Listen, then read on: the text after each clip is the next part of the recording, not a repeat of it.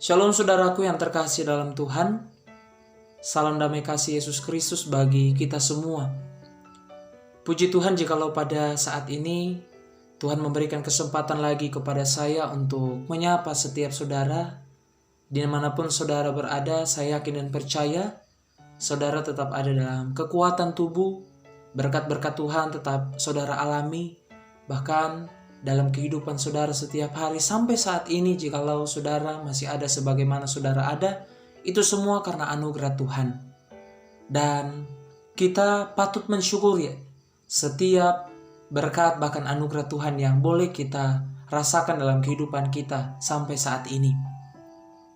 Dan pada saat ini saudara, kita akan kembali merenungkan firman Tuhan yang kiranya menjadi rema bagi pribadi kita lepas pribadi.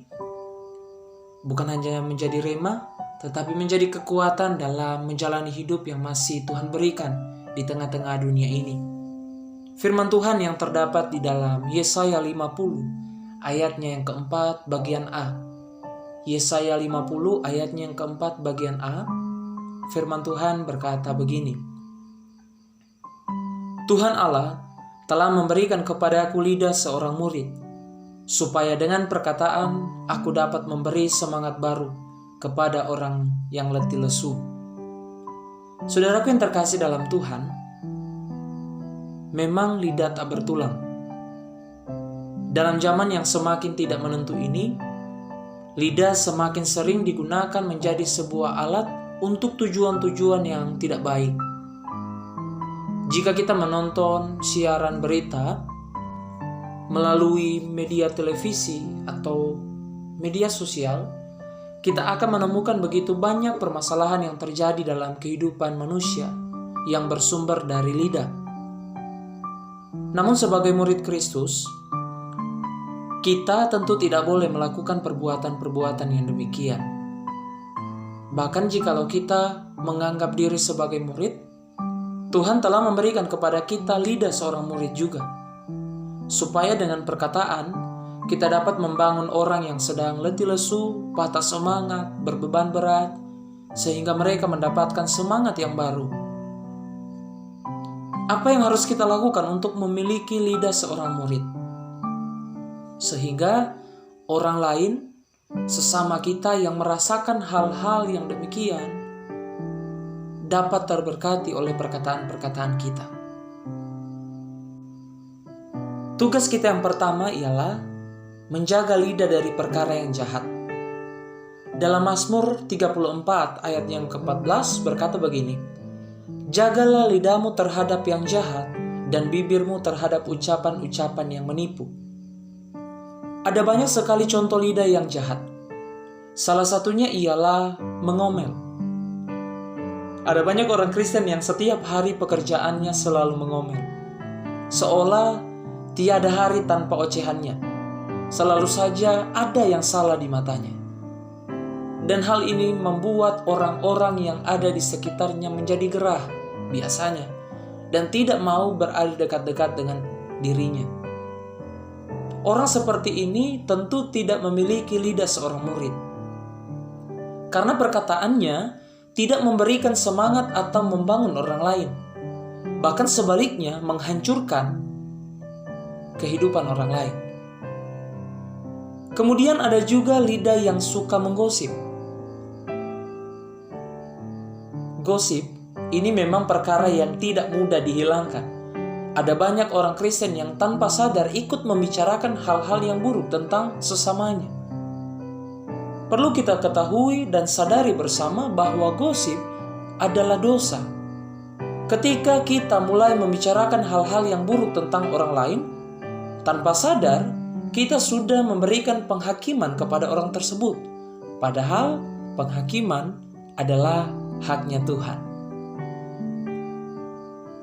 Begitupun yang kedua, tugas kita yang kedua ialah miliki lidah yang lembut.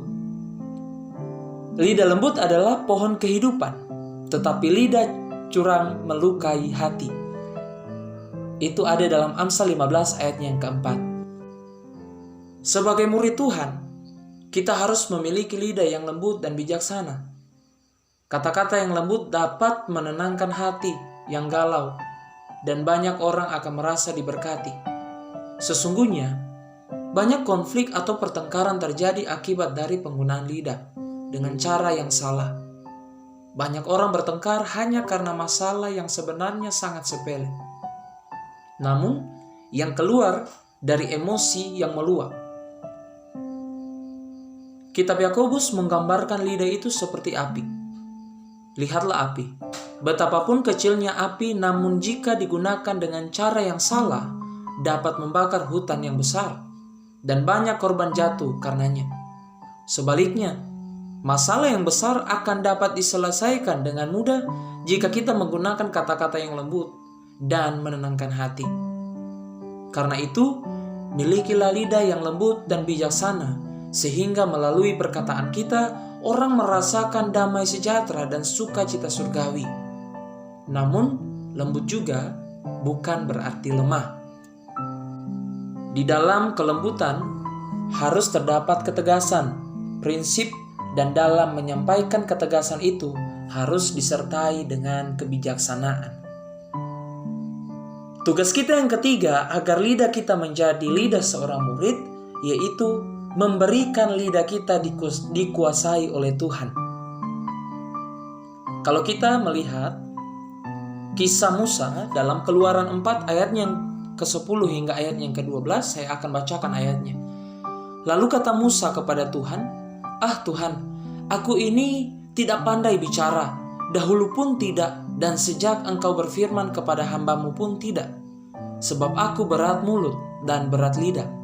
Tetapi Tuhan berfirman kepadanya, siapakah yang membuat lidah manusia? Siapakah yang membuat orang bisu atau tuli? Membuat orang melihat atau buta? Bukankah aku, yakni Tuhan? Oleh sebab itu, pergilah, aku akan menyertai lidahmu dan mengajar engkau apa yang harus kau katakan. Ini adalah kisah Musa, pengalamannya bersama dengan Tuhan. Di sini Musa mencoba berdalih kepada Tuhan untuk tidak melakukan perintahnya, yaitu berbicara kepada Raja Mesir, Firaun, untuk membebaskan bangsa Israel dari perbudakan. Musa menggunakan alasan, sebab aku berat mulut dan berat lidah. Tetapi lihat apa jawaban Tuhan. Siapakah yang membuat lidah manusia? Hal ini menunjukkan bahwa Tuhan adalah Allah yang berkuasa atas lidah, sebab Dialah yang menciptakan lidah manusia. Hendaknya dalam menggunakan lidah, setiap hari kita harus menyerahkannya ke dalam penguasaan Tuhan.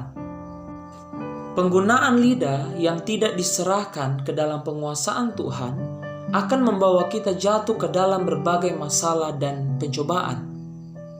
Salah satu cara agar lidah kita dikuasai oleh Tuhan adalah dengan banyak memuji dan menyembah nama Tuhan.